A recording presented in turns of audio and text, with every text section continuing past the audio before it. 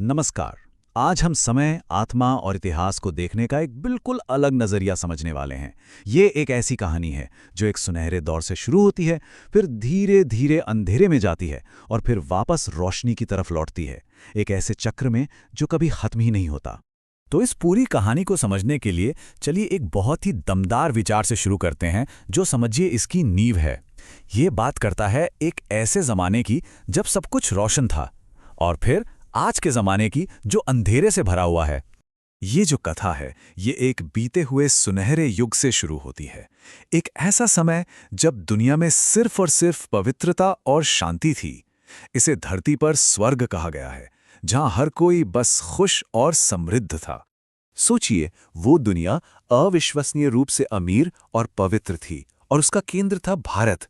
इसे सुखधाम कहा जाता था, यानी खुशियों का घर, जहां दुख का नामोनिशान नहीं था, और पूरी धरती पर सिर्फ एक ही दिव्य धर्म था।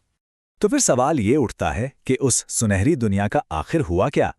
इसका जवाब छिपा है समय के एक बहुत बड़े घूमते हुए चक्र के अंदर। अच्छा, तो कहते हैं कि ये पूरी दुनिया ना एक 5000 साल के नाटक की तरह है, बिल्कुल एक प्ले की तरह। और ये नाटक 4 अलग अलग हिस्सों, मतलब युगों में बटा हुआ है।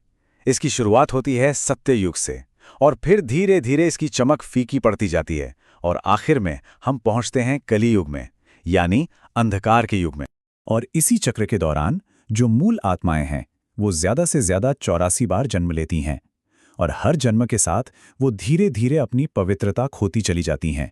और यहीं पर एक बड़ी दिलचस्प बात सामने आती है, जो एक आम धारणा को पूरी तरह से बदल देती है। कहा गया है कि इंसानी आत्माएं सिर्फ और सिर्फ इंसानी शरीर में ही दोबारा जन्म लेती हैं, किसी जानवर या किसी दूसरे जीव के रूप में नहीं। जन्मों का ये जो लंबा सफर है, ये हमें आखिरकार आज के दौर में ले आता है, यानी अंधकार के युग में, जिसे कली युग भी कहा जाता है। आप देखिए, चक्र की शुरुआत और उसके अंत में जमीन आसमान का फर्क है। ये रोशनी से अंधेरे में एक पूरा का पूरा बदलाव है। जो घर कभी सुख का था, वो दुख का घर बन जाता है, और एक धर्म अनगिनत विश्वासों में बंट जाता है। इस युग की पहचान ही दुख, अपवित्रता और आध्यात्मिक अज्ञानता से होती है।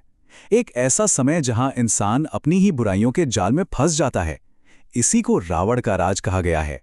तो जब ये चक्र अपने सबसे निचले पॉइंट पर पहुंचता है, जब इंसानियत दुख के सागर में पूरी तरह डूब जाती है, तब एक पुकार उठती है।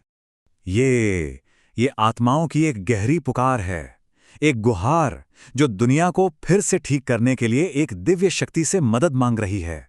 और इस पुकार का जवाब एक बहुत ही खास समय पर आता है, एक छोटा लेकिन बहुत ही महत्वपूर्ण युग, जिसे संगम युग कहा गया है।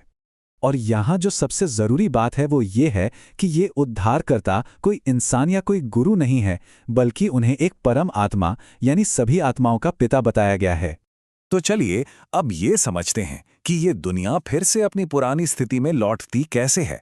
असल में ये एक खास तरह के आध्यात्मिक ज्ञान के जरिए होता है। तो पिता की जो शिक्षा है ना, वो आत्मा को पवित्र करने के लिए सिर्फ 2 बहुत ही आसान से कदम बताती है। देखिए, पहला कदम है ये महसूस करना कि मैं एक आत्मा हूं, ये शरीर नहीं। और दूसरा कदम, उस एक परमपिता को याद करना, बस। ये रास्ता पारंपरिक पूजा पाठ या भक्ति मार्ग से अलग है। इसका पूरा जोर सीधे तौर पर परमात्मा को समझने और उनके साथ एक निजी रिश्ता बनाने पर है।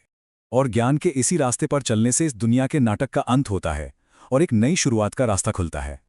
इस शुद्धिकरण की प्रक्रिया से दुनिया पूरी तरह बदल जाती है, और लौह युग की जो ये अशुद्ध दुनिया है, उसका विनाश हो जाता है। और ये बात पिता की भूमिका को एकदम साफ कर देती है।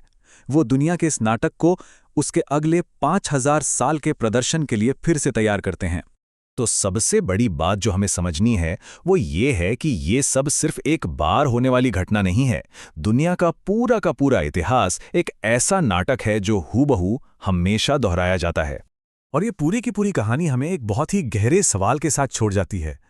अगर इतिहास सच में 5000 साल का एक नाटक है जो हमेशा खुद को दोहराता है, तो उस विशाल कहानी में इस वक्त हम सब कौन सा किरदार निभा रहे हैं?